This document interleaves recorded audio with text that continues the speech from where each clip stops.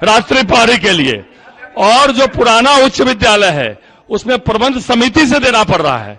तो माननीय सदस्य ये पूछना चाह रहे हैं कि जैसे सरकार भेज रही है 5,000 की राशि उत्क्रमित माध्यमिक विद्यालय में, उसी तर्ज पर क्या सरकार +2 उच्च विद्यालय जो है उसमें भी वो 5,000 की राशि सरकार भेजना चाहती है? क्योंकि +2 में सरकार नहीं भेज रही है, वो प्रबंध समिति से 5,000 लग रहा है। अब बहुत सारे में पैसा नहीं है। ये माननीय सदस्य का प्रश्न। महोदय,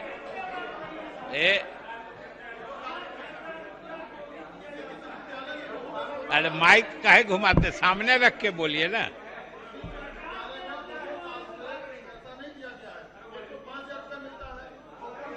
से लंबित है महोदय, हम लोग आग्रह करेंगे कि वो सबका लंबित जो है उसका भुगतान करें। महोदय,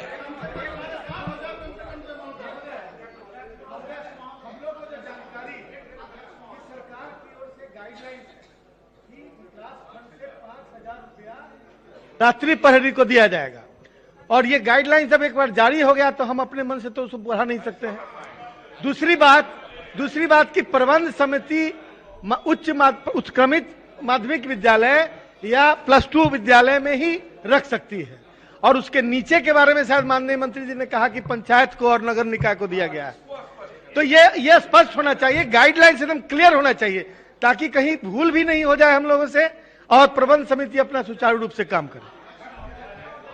बोले राजेश जी। जो पुराने +2 विद्यालय हैं उसमें विकास कोष में राशि नहीं है, और जबकि वहां पर रात्रि प्रहरी की आवश्यकता है, और उनके पास जब पैसे नहीं हैं, और जब आप माध्यमिक विद्यालय में जो अपग्रेड हुआ है उसमें 5,000 रुपये दे रहे हैं, तो क्या अंतर है कि वैसे विद्यालय में जहां +2 विद्यालय में पैसे विकास कोष में नहीं है, तो सरकार सभी विद्यालयों का कम से कम अभी 5,000 रुपये का भुगतान करे।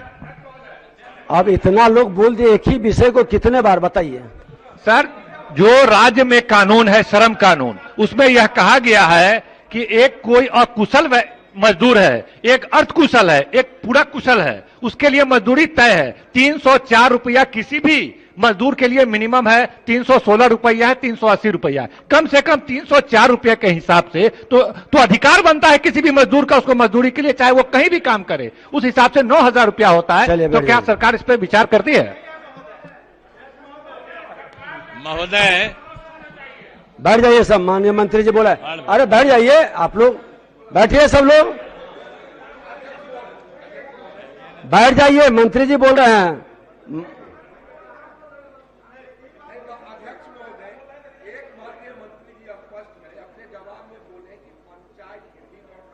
को ये कार्य हम दे रहे हैं, तो क्या प्रबंध समिति को इस कार्य से मुक्त किया जा रहा है? ये मंत्री जी स्पष्ट करें। मंत्री जी ने साफ कर दिया कि ऐसा कहा, माननीय मंत्री जी। महोदय, हमने ऐसा तो बिल्कुल नहीं कहा है, 2 बार साफ कर चुके हैं।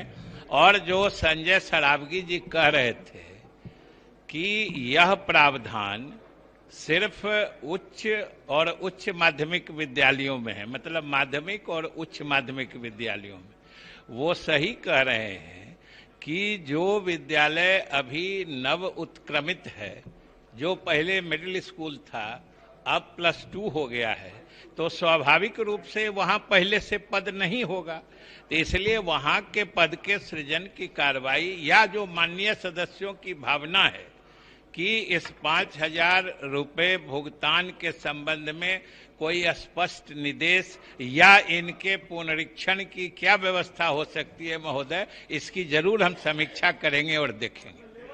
ठीक है, चलिए।